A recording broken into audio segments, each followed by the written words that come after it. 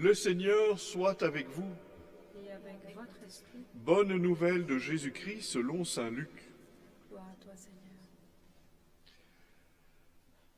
En ce temps-là, l'ange Gabriel fut envoyé par Dieu dans une ville de Galilée appelée Nazareth, à une jeune fille vierge accordée en mariage à un homme de la maison de David appelé Joseph. Et le nom de la jeune fille était Marie. L'ange entra chez elle et dit « Je te salue, comblée de grâce, le Seigneur est avec toi. » À cette parole, elle fut toute bouleversée et elle se demandait ce que pouvait signifier cette salutation. L'ange lui dit alors « Sois sans crainte, Marie, car tu as trouvé grâce auprès de Dieu. Voici que tu vas concevoir et enfanter un fils. Tu lui donneras le nom de Jésus. Il sera grand. Il sera appelé Fils du Très-Haut. Le Seigneur Dieu lui donnera le trône de David son père. Il régnera pour toujours sur la maison de Jacob et son règne n'aura pas de fin. » Marie dit à l'ange « Comment cela va-t-il se faire puisque je ne connais pas d'homme ?» L'ange lui répondit « L'Esprit Saint viendra sur toi et la puissance du Très-Haut te prendra sous son ombre. C'est pourquoi celui qui va naître sera saint, il sera appelé Fils de Dieu.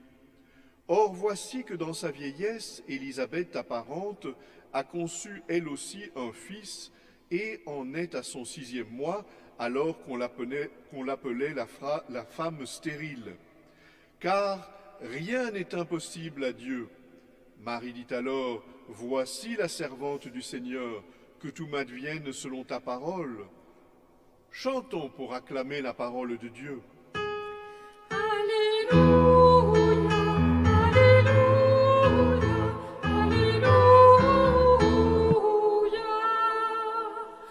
Alléluia, Alléluia, Alléluia, Alléluia.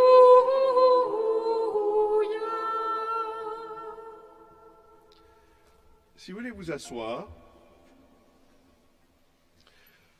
que vous soyez chez vous ou présent dans cette église, eh bien, ce 4e dimanche de l'Avent nous est proposé pour conclure, pourrait-on dire, cette montée du Christ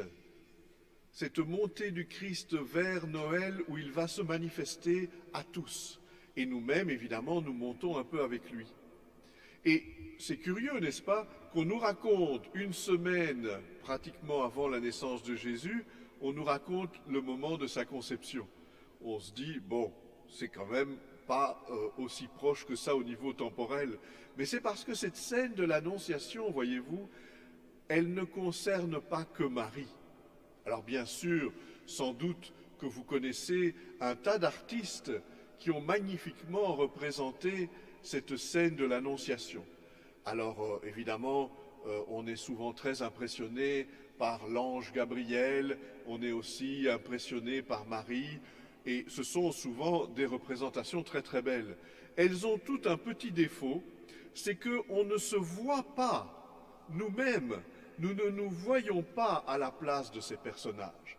Et quelque part, je voudrais bien que vous imaginiez que vous êtes dans cette scène. Tout d'abord, je voudrais vous rappeler que Marie, fiancée à Joseph de Nazareth, c'est pas le succès garanti sur tous les réseaux sociaux de son époque. Vous savez comme moi que l'apôtre Nathanaël, quand on lui annonce que Jésus est de Nazareth, dit « Mais que peut-il sortir de bon de Nazareth ?» Être marié à quelqu'un de Nazareth, c'est quand même un peu l'échec social. C'est quelqu'un qui va s'enterrer dans un petit village de Galilée et franchement qui va être oublié de toutes ses copines. Et il faut le savoir parce que Marie est dans une situation d'obscurité. Elle est dans une situation quelque part où elle a un peu enterré sa vie, si on peut dire. Elle a un peu enterré sa vie dans ce petit village perdu avec un fiancé qui n'est pas quand même le roi du monde à son époque. Et disons-le clairement, aujourd'hui, quelqu'un qui serait charpentier, c'est un métier que nous honorons beaucoup. Mais à l'époque, frères et sœurs, un artisan qui était à la merci des commandes de ses clients, qui n'était même pas le propriétaire d'une terre, mais c'était vraiment un pas grand-chose. Hein. C'était vraiment un pas grand-chose. Et donc Marie est là, dans cette maison, sans doute chez quelqu'un de sa famille, en attendant ce mariage qui va être un peu l'enterrement de sa vie. Et voilà que l'ange Gabriel arrive dans son obscurité et lui dit, « Es-tu prête? Toi, Dieu te choisit. Es-tu prête pour donner le Sauveur au monde? Es-tu prête à entrer dans ce chemin de grossesse, d'accouchement, de maternité? Es-tu prête? Veux-tu t'associer à Dieu pour donner le Sauveur au monde? » Et là, je voudrais bien que vous vous rendiez compte à quel point cette scène nous représente tous. Alors bien sûr, nous les hommes, nous avons un peu plus de difficultés, hein, parce que l'idée d'imaginer que nous allons faire naître Jésus au travers de nos vies, c'est une idée qui est un peu moins facile pour nous les hommes. Mais on peut s'aider, chrétiens et chrétiennes, on peut s'aider. Nos vies, nos familles, nos paroisses, nos communautés sont comme Marie, des lieux où le Christ grandit, comme une grossesse, n'est-ce pas?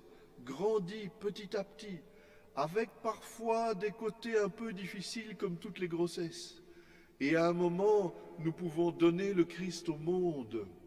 Et chacun d'entre nous le fait à sa manière. Parce qu'évidemment, le Christ que nous donnons au monde, il a des traits génétiques de son père et de sa mère, et donc forcément, le Christ que nous donnons au monde, il nous représente un peu quelque part. Il est semblable à ce que nous sommes, à la langue que nous parlons, à notre histoire, à notre passé, à notre origine. Nous le donnons au monde pour qu'il soit le sauveur du monde.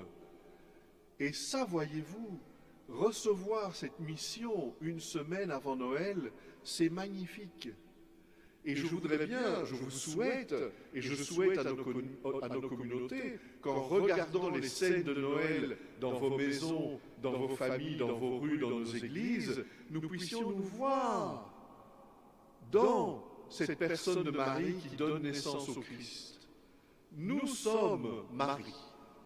Mais j'ajoute, nous sommes aussi l'ange Gabriel. Et donc dans cette scène, nous ne sommes pas seulement représentés par Marie, nous sommes aussi représentés par l'ange. Alors je sais bien, frères et sœurs, l'ange Gabriel est souvent représenté grand, fort, beau, bien emplumé, et nous-mêmes, bon, nous sommes peut-être un peu moins grands, un peu moins jeunes, un peu moins beaux peut-être, et un peu plus déplumés certainement. Mais ce n'est pas ça le plus important, n'est-ce pas? Le plus important, c'est que cet ange Gabriel nous représente quand nous disons aux autres « Tu es comblé de grâce ». Quand nous disons aux autres « Toi aussi, le Seigneur te choisit pour donner naissance au Sauveur dans notre monde ». Et c'est aussi notre rôle de chrétien, n'est-ce pas, de pouvoir le dire autour de nous, spécialement aux gens qui croient qu'ils sont des ratés, ou des gens qui croient qu'ils sont finis, ou des gens qui ont l'impression que leur vie est dans l'obscurité totale. Et cet archange Gabriel, au fond, il est un petit peu la parole que nous pourrions dire en ces fêtes de Noël et dans ces fêtes du temps de Noël, la parole que nous pourrions dire aux quelques personnes que nous allons rencontrer, ou peut-être aux membres de nos familles auxquels nous allons écrire ou nous allons envoyer un message, de leur dire « Toi aussi, tu es comblé de grâce. Toi aussi, le Seigneur te choisit pour donner Jésus, pour donner le Sauveur au monde qui t'entoure. » Et donc, voyez-vous, cette scène de l'Annonciation qui est représentée très souvent, très souvent, en fait, oublie que ce qui est représenté, c'est notre propre vie. Cette scène de l'Évangile qui met qui met en scène justement Marie et Gabriel, en fait c'est une scène de notre vie. Et je nous souhaite, dans nos familles, dans nos communautés, pour chacun d'entre nous, que nous soyons comme Marie, ceux qui font grandir en eux-mêmes le Christ comme une grossesse et qui le donnent au monde pour que le monde reçoive le Sauveur. Et que nous soyons aussi nous-mêmes comme Gabriel, ceux qui annoncent aux autres qu'ils ont été choisis par Dieu pour cette mission. Qu'en regardant toutes ces scènes de l'Annonciation que nous pouvons voir sur toutes sortes de sites ou que nous pouvons voir dans des livres, y compris dans des livres de catéchèse, nous sentions que le meilleur est encore à venir. La lumière est encore en train de naître et va grandir de jour en jour. Mais la volonté de Dieu, c'est que ce soit aussi à travers nous, à travers de ce que nous sommes. Voyons notre avenir comme Dieu le voit, comme il voit l'avenir de Marie.